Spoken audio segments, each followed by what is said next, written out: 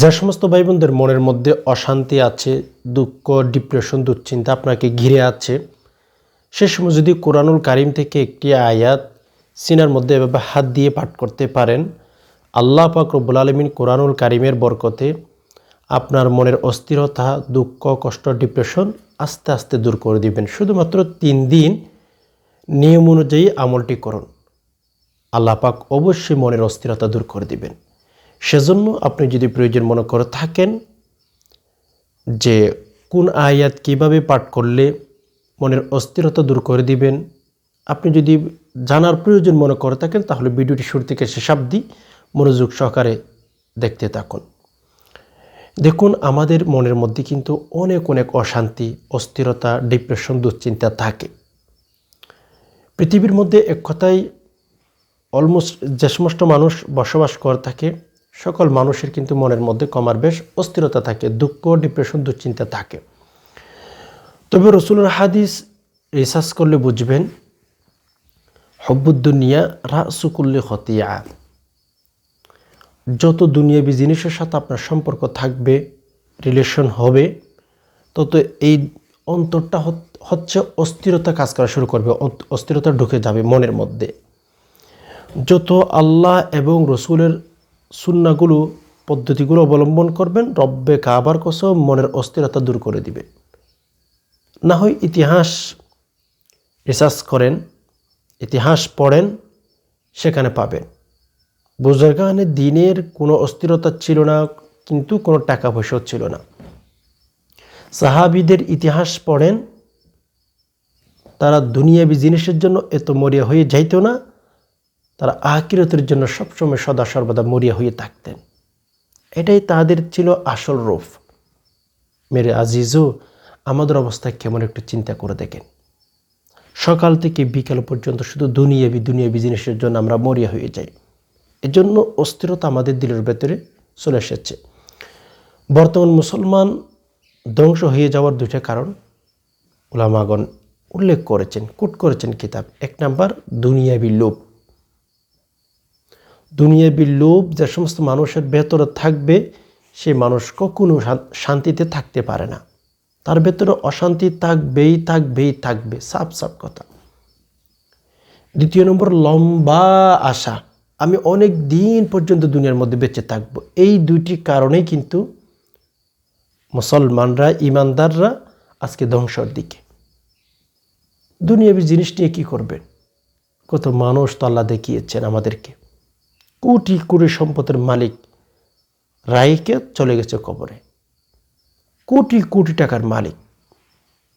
কত সুন্দর রমণী মেয়ে তো, যাদের পেছনে দৈনিক অনেক অনেক টাকা খরচ করা হয়তো সাজগুজ করার জন্য, কিন্তু আজকে সেরকম সুন্দরী মেয়েও আজকে দুনিয়ার মধ্যে নাই, মাটির সাথে মিশে গেছে।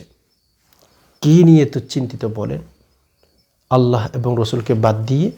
সেজন্য যদি মনের অস্থিরতা দূর করতে চান, দুনিয়ার লোভ, লালসা, মহব্বত এগুলো আস্তে আস্তে বাদ দেন। দুনিয়াবী জিনিস আপনি মনে করে থাকেন, আপনার কাছে একটা বাড়ি থাকলে আপনি দিনের মধ্যে শান্তি পাবেন, আপনার এত কোটি টাকা থাকলে আপনি এই জিনিসটা হইলে আপনি মনের মধ্যে শান্তি পাবেন, এই কথা চিন্তা করছেন। প্লিজ নো, দুনিয়াবী কোনো জিনিস মানুষের অন্তরকে শান্তিতে রাখতে পারে না আল্লাহ তাআলার স্মরণ ছাড়া। আলা বিযিক্রিল্লাহি তাতমাইন্নুল কুলুব। আল্লাহর জিকির ছাড়া, আল্লাহর স্মরণ ছাড়া লিস্ট পৃথিবীর কোনো ব্যক্তির অন্তর ভালো থাকতে পারে না, শান্তিতে থাকতে পারে না। ভুল জায়গায় মন দিয়েছেন। এজন্য আসুন, আমার জাতি যদি কিচ্ছু নাই করত, আমাদের সমাজের মানুষ যদি কিচ্ছু নাই করত, শুধুমাত্র 5 ওয়াক্ত নামাজ যদি বেশি বেশি পড়ত, রব্বে কাবার কসম কখনো অস্থিরতা মনের মধ্যে থাকতো না। আজকে মুসলমানদের উপর কত বিপদ, কত আপদ বলা মুসিবত আসতেছে, আরও নতুন কিছু আসবে, আরও বিপদ আসবে মুসলমানদের উপরে। কেননা ইহুদিদের কিতাবে লিখা আছে, যেই দিন মুসলমানরা, ইমানদাররা জুমার নামাজের মতো করে উপস্থিত হয়ে ফজর নামাজ পড়া শুরু করবে, সেই দিন মুসলমানরা বিজয় অর্জন করবে, সেই দিন মুসলমানরাই দেশ শাসন করবে। সেই দিন সূর্য উদিত হওয়ার সময় কোনো একটা নতুন কিছু দিয়ে উদিত হবে। আজকে কয়জন নারী পুরুষ আজান হওয়ার সাথে সাথে নামাজ পড়ি আমরা, আজান হওয়ার সাথে সাথে সব কাজকর্ম বন্ধ করে দিয়ে কয়জন নারী পুরুষ আমরা মসজিদে যেতে পারি? আপনি ভাবতেছেন আল্লাহ মনের মধ্যে এত অস্থিরতা কেন দিতেছেন, এত অশান্তি কেন দিতেছেন, দেশের মধ্যে এত এত বলা মুসিবত কেন দিতেছেন? মেরে দোস্ত, আমরা আল্লাহকে বলে গেছি। এর জন্য ভালো জিনিসের সাথে আমাদের রিলেশন করতে হবে, সম্পর্ক করতে হবে। আর না ভাই, ওয়াল্লাহি আমরা যদি সবাই তাওবা না করি, সবাই যদি তাওবা না করি, আরও নতুন নতুন বিপদ আসতেই থাকবে।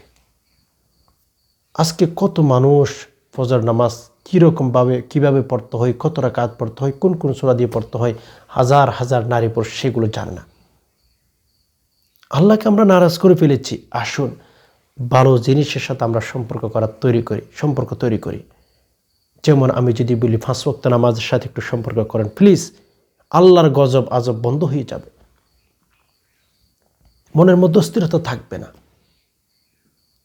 আলেম ওলামাদের সাথে সম্পর্ক তৈরি করেন, ভালো আচরণ করেন তাদের সাথে, মসজিদ মাদ্রাসার সাথে সম্পর্ক তৈরি করেন, হক্কানি আলেম যারা রয়েছে তাদের সাথে কথা বলেন, দেখবেন মনের অস্থিরতা দূর হয়ে যাবে। আর ভাই, আমরা তো সম্পদের জন্য, টাকা পয়সার জন্য মরিয়া হয়ে যাই।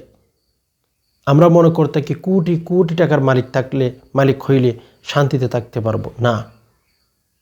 ধনীদের ইতিহাস পড়েন, সারা রাত সিগারেট টেনে হচ্ছে এ রুম ওই রুম বসে থাকে বা হাঁটতে থাকে, ঘুম নাই, শান্তি নেই অন্তরে। আপনি মনে করে থাকেন আপনার গাড়ি থাকলে, আপনার এই থাকলে সেই থাকলে আপনি শান্তিতে বসবাস করতে পারবেন, এটা আপনার সম্পূর্ণ ভুল ধারণা।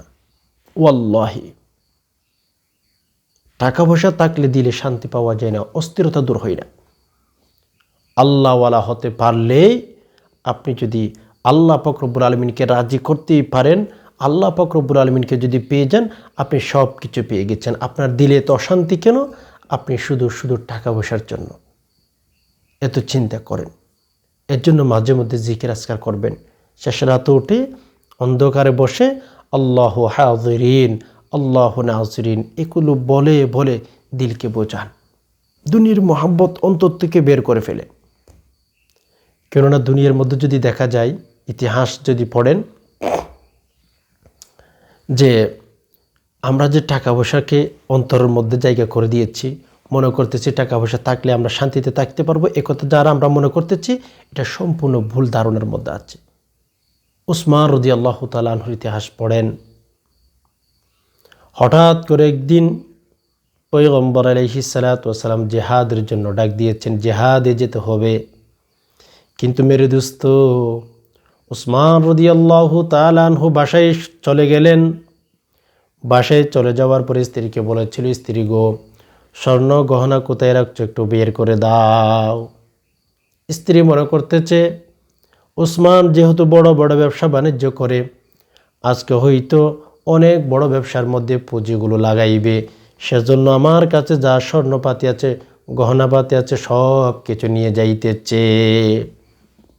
যেমন স্ত্রী তেমন স্বামী, আমাদের জামানারও কিন্তু সেরকম স্ত্রী আছে, যেমন স্বামী তেমন স্ত্রী।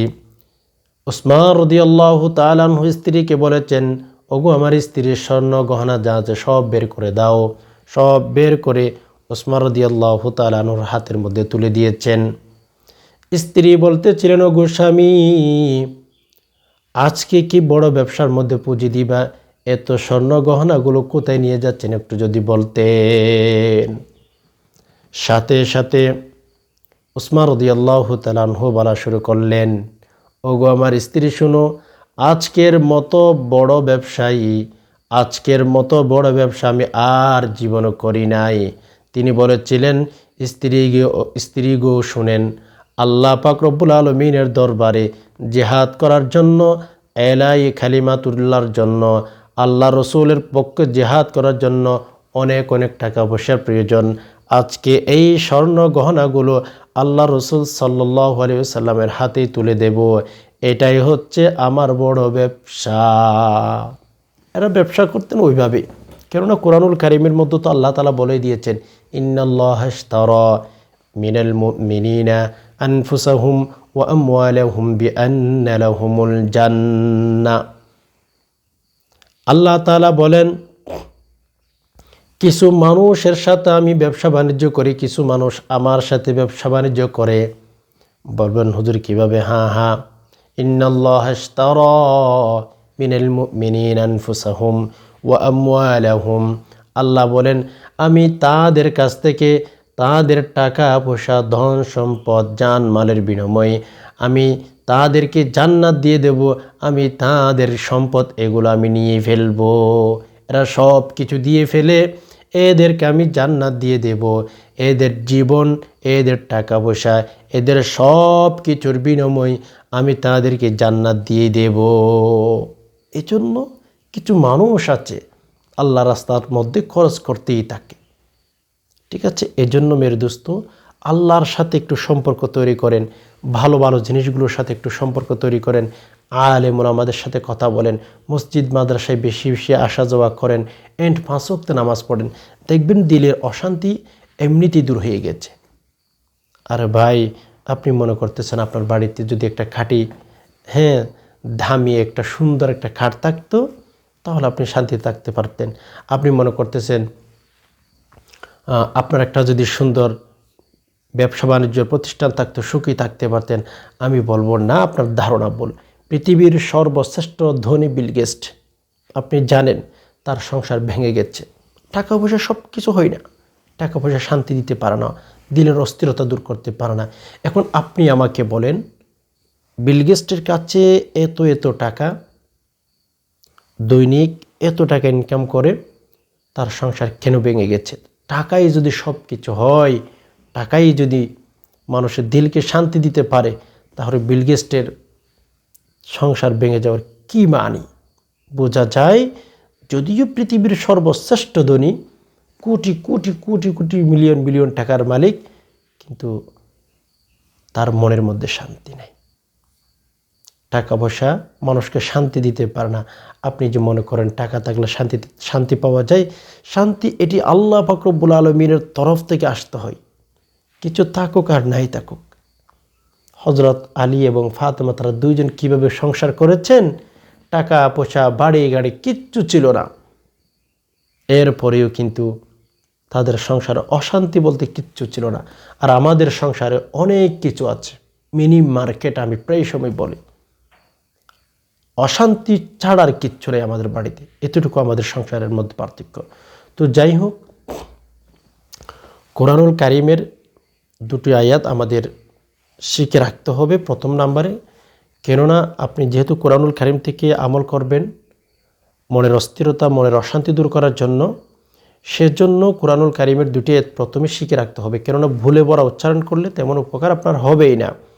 সো আপনি যদি সহিশুদ্ধভাবে আয়াতগুলো শিখে নিতে পারেন, আমল করতে পারেন, তাহলে আপনি বেনিফিট একটু বেশি পাবেন।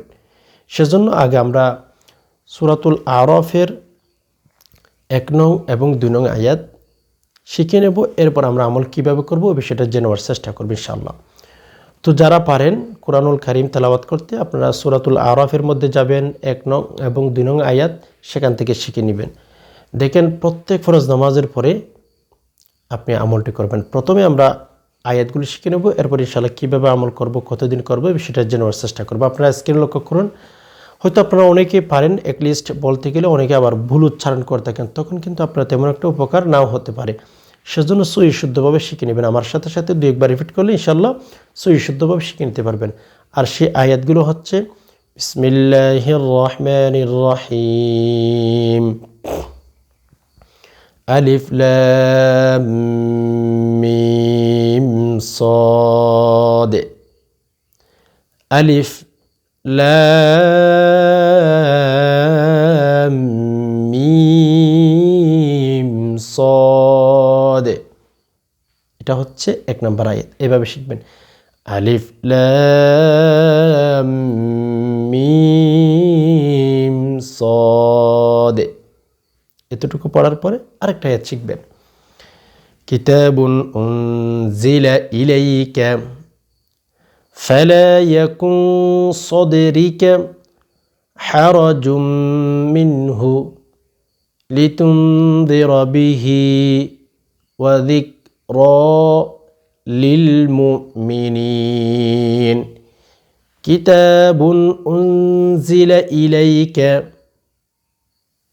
ফালা ইয়াকুন সাদরিকা হারাজুম মিনহু লিতুনদিরা বিহি ওয়া যিকরা লিল মুমিনিন। একটু আবার খেয়াল করুন, হ্যাঁ, সহি শুদ্ধভাবে।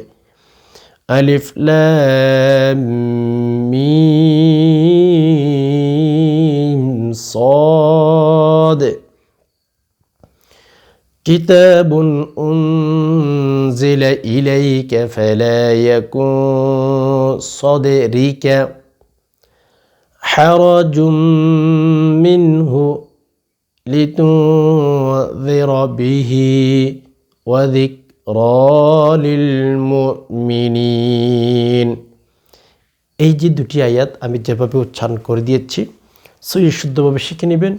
এরপরে আমলটি করলে ইনশাআল্লাহ আপনার মনের অস্থিরতা দূর করে দিবেন। প্রিয় দর্শক, আমলটি করার নিয়ম, যখন আপনি প্রত্যেক ফরজ নামাজ পড়বেন, ফরজ নামাজের পর আমলটি করতে পারেন, অথবা যখন ঘুমাইতে যাবেন উজু করার পরে 2 রাকাত নফল নামাজ আদায় করবেন। অ্যান্ড যখন আপনার নামাজ শেষ হবে কাবলামুখী বসে থাকা অবস্থায় 3 বার দুরূদ শরীফ পাঠ করবেন। এরপরে আপনি সিনাই এভাবে হাত দিবেন। সিনাই হাত দিয়ে আপনি এই আয়াতটি 3 বার পাঠ করবেন। এই দুটি আয়াত আপনি 3 বার পাঠ করবেন সিনাই এভাবে হাত দিয়ে। এভাবে যখন হাত দিয়ে 3 বার পাঠ করবেন, ইনশাআল্লাহ আপনার মনের অস্থিরতা, মনের অশান্তি কুরআনুল কারীমের বরকতে আল্লাহ তাআলা দূর করে দিবেন। এভাবে, হ্যাঁ, এভাবে সিনাই হাত দিয়ে এভাবে আস্তে আস্তে পড়তে থাকবেন। ইনশাআল্লাহ আপনার মনের অস্থিরতা আল্লাহ তাআলা দূর করে দিবেন কুরআনুল কারীমের বরকতে। এভাবে যদি 3 দিন আমলটি করতে পারেন, হয়তো আল্লাহ তাআলা যদি রহম করে থাকেন, দয়া করে থাকেন, করম করে থাকেন, মনের অস্থিরতা দূর করে দিবেন, মনের অশান্তি দূর করে দিবেন। ডিপ্রেশন, দুশ্চিন্তা থেকে আল্লাহ তাআলা আপনার জীবন থেকে, ডিপ্রেশন, দুশ্চিন্তা থেকে অনেক অনেক দূরে রাখবে আপনাকে। কেননা কুরআনুল কারীম আল্লাহ পাক নাজিল করেছেন, ওয়া নুনাজ্জিলু মিনাল কুরআনি মা হুয়া শিফাউন ওয়া রাহমাতুল লিল মুমিনিন। শিফা হিসাবে আল্লাহ তাআলা কোরআনকে আমাদেরকে দিয়েছেন। নেক্সট আমরা কোরআনের এই দুটি আয়াত শুদ্ধভাবে শিখে নেব। ইভেন অবশ্যই প্রত্যেক দিন রাতে ঘুমানোর সময় অথবা প্রত্যেক ফরজ নামাজের পরে এই দুটি আয়াতের আমল আমরা অবশ্যই করার চেষ্টা করব। ইনশাআল্লাহ কোরআনুল কারীমের মাধ্যমে আল্লাহ তাআলার কাছ থেকে আমরা সফলতা নিয়ে নিতে পারবো। আমাদের রোগ, আমাদের অস্থিরতা, আমাদের ডিপ্রেশন, দুশ্চিন্তা আল্লাহ তাআলা দূর করে দিবেন যদি আমাদের নিয়ত ঠিক থাকে। প্রিয় দর্শক, আল্লাহ পাক রব্বুল আলামিনের কাছে চাওয়ার মতো চাইতে পারলে আল্লাহর ওয়াদা হচ্ছে উদউনি আস্তাজিব লাকুম। আল্লাহর ওয়াদা, তোমরা আমার কাছে চাও, আমি তোমাদেরকে দিয়ে দেব। কিন্তু দুঃখজনক হলেই সত্য, আমরা আল্লাহর কাছে চাইতে পারি না, আমরা মানুষের কাছে বলে বেড়াতে পছন্দ করি। সো আসুন আল্লাহকে রাজি করি। ইনশাআল্লাহ আল্লাহ তাআলাকে যদি রাজি রাখতেই পারি, মনের অস্থিরতা দূর হয়ে যাবে। আশা করি বিষয়টি বুঝতে পেরেছেন। আল্লাহ পাক রব্বুল আলামিন সকল মুসলিম উম্মাহের মনের অস্থিরতা, মনের অশান্তি, মনের ডিপ্রেশন, দুশ্চিন্তা দূর করে দিক। আমিন। প্রিয় দর্শক, ভিডিওটি যদি দেখে ভালো লেগে থাকে অবশ্যই একটি লাইক দিবেন, আর হ্যাঁ, চ্যানেলটি অবশ্যই সাবস্ক্রাইব করে রাখবেন। এ ছিল এলোমেলো বিক্ষিপ্ত কিছু আলোচনা। এতক্ষণ পর্যন্ত যে সমস্ত ভাই বোন ব্যস্ত থাকার পরেও সময় দিয়ে সবর করে ভিডিওটি দেখছেন, আল্লাহ তাআলার দরবার আপনাদের সকলের জন্য দোয়া করে আজকের মতো বিদায় নিচ্ছি। হাদা মা ইনদি ওয়ালিল মিনাল্লাহ আলাইহি তাওয়াক্কালতু ওয়া ইলাইহি উনীব। আসসালামু আলাইকুম ওয়া রাহমাতুল্লাহি তাআলা ওয়া বারাকাতুহু ওয়া মাগফিরাতুহু ওয়া জান্নাতুহু।